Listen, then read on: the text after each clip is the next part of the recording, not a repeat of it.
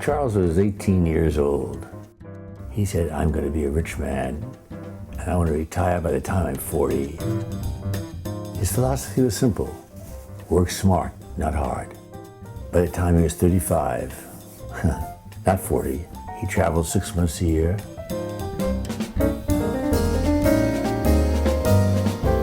And he saw the unexpected all over the world, did the unexpected all over the world. And he was quiet about it, modest about it. He wasn't impressed with people's millions or billions. He was impressed with the style of their life. He was such a complex person. Thoughtful. Incisive. Affectionate. Suave. Sharp. Sarcastic. Street smart. Tough. Devilish. Loyal. Fabulous. Sophisticated. A world citizen. Self-made businessman. Whatever he touches becomes gold. I learned a lot from him. If you're in deep shit, you call Charles. He knew everybody. The rules didn't apply. Somebody who didn't need a lot of sleep. They saw him always by night. Drink, drink, drink in his glass with ice and vodka. We went to Studio 54. Playboy with a great heart. Womanizing. He liked to pose. The guy that your parents warned you about. Did not know how to turn on the television. His wicked sense of humor. The driest of the dry. A very wide range of women friends. And you were a man's man. We loved so much. Trying to make your friends happy. Interested in filmmaking, in arts. Good at drawing out people. It's the most beautiful apartment I've seen in my life. He was so vain. That's what I loved. He cannot live without laughing. Is that funny? Is that funny? Hand on his head. That little wicked grin, and then he'd hunch his shoulders a little bit. When he was happy, there was a glow. He just knew how to put it all together. Probably the best ambassador that the United States could have. Without Charles, it ain't the same.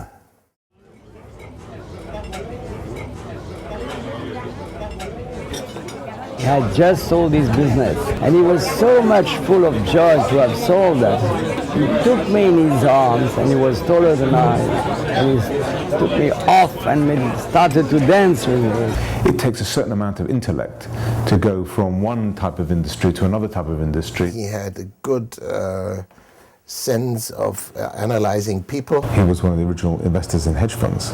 I didn't even know how to spell hedge funds in those days. He was a pioneer and an eye-opener. Charles is always 3-4% or more above the average of the hedge fund performance, and sometimes even much more. Well, he did a lot of business while he was still in bed. He had a red phone by his bed, which was the business phone.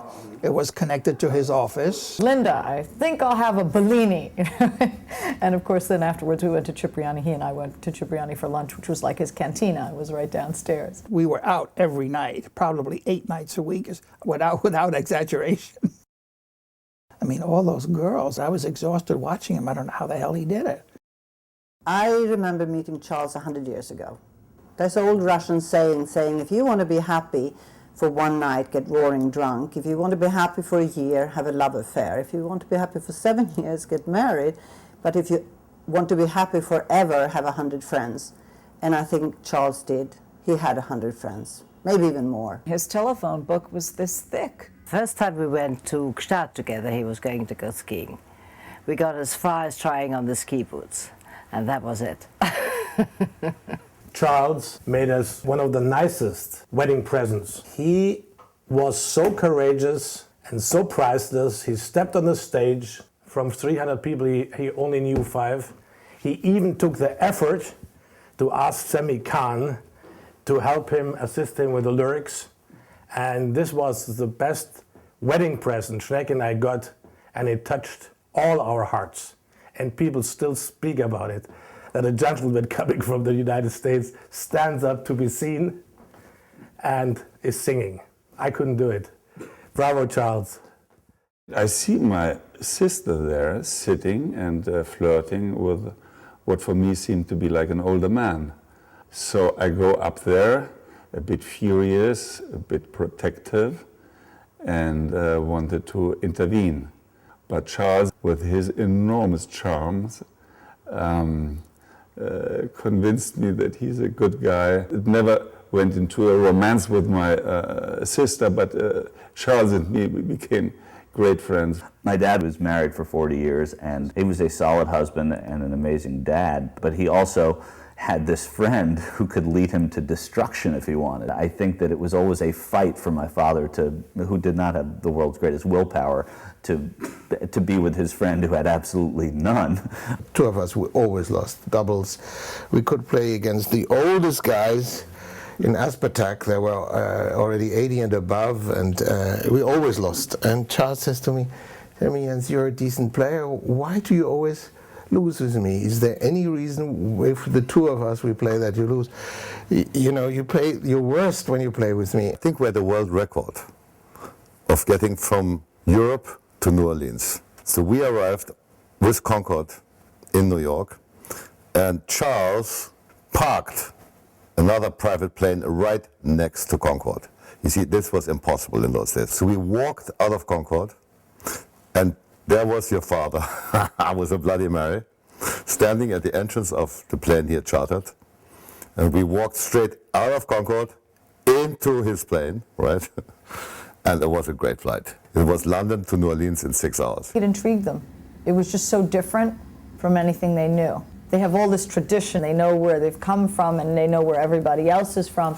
And suddenly here's this self-made, guy from New York. He went to Europe every year. Every year he met more and more people, and they all became his friends. He had as many friends there as I think he had in America. Somehow his spiritual home became Europe with the time. In Paris, in London, it was immediately his town. He felt well wherever he was. People would never ask Charles, where you're from, because there was no need. It was called Mortimer's, and all this place had were a couple of good sandwiches and hamburgers, and there we had to go every Sunday.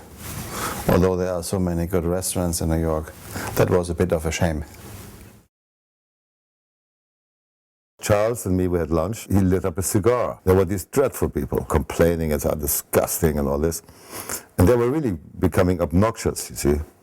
And I'll never forget, the head waiter looked at them and said, if Mr. Evans wants to smoke, he can smoke, you may leave. I mean, it was classic, the usual. These people, they shut up. And the whole restaurant lit up, So that's what Charles was like, People loved him, and whatever he did, people accepted. Arnim, I have some good news and some bad news. And I said, what are the good news? Yeah, I saw a party for you in my apartment, Park Avenue. And then I asked him, what are the bad news?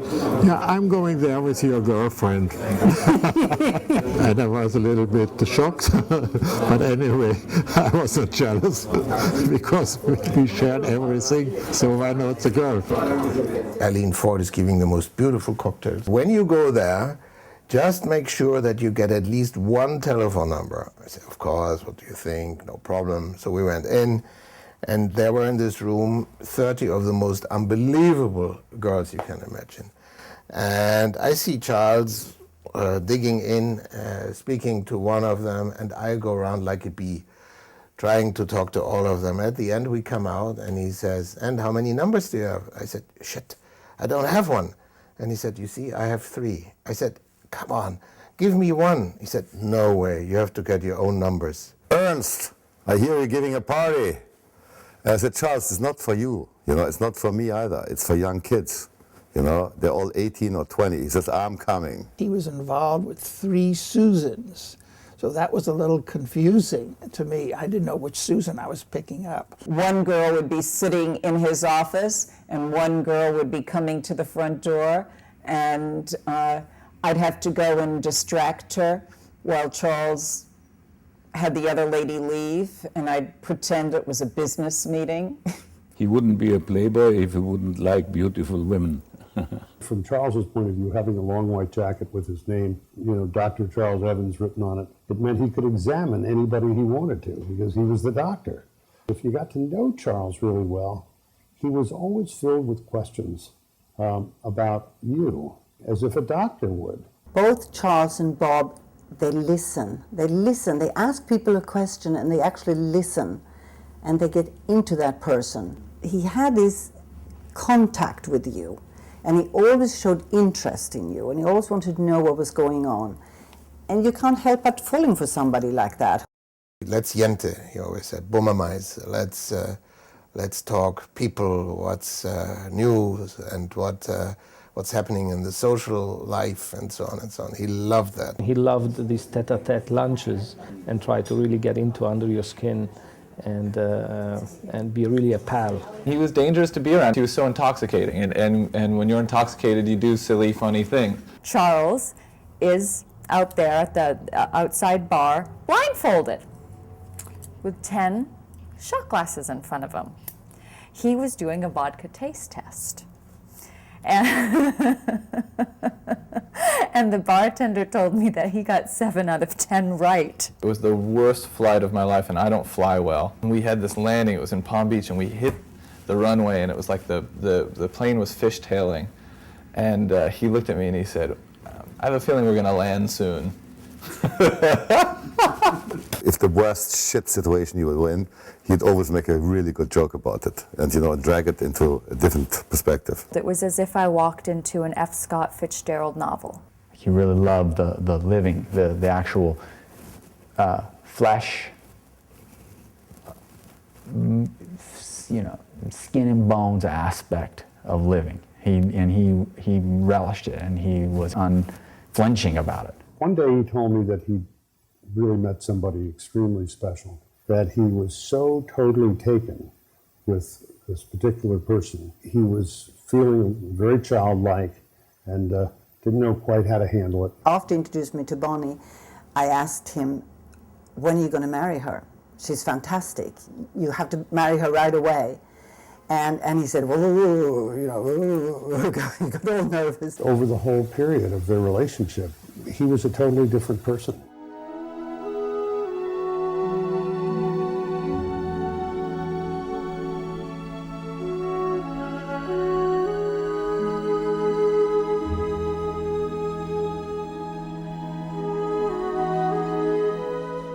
He said, Astrid, don't forget, as long I live and as long you live, I will be always, always your best friend.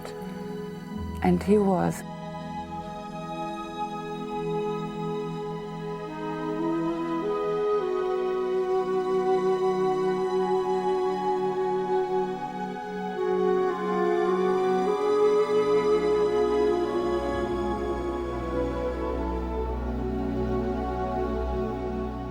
You're not really gone until we all who remember you have followed you.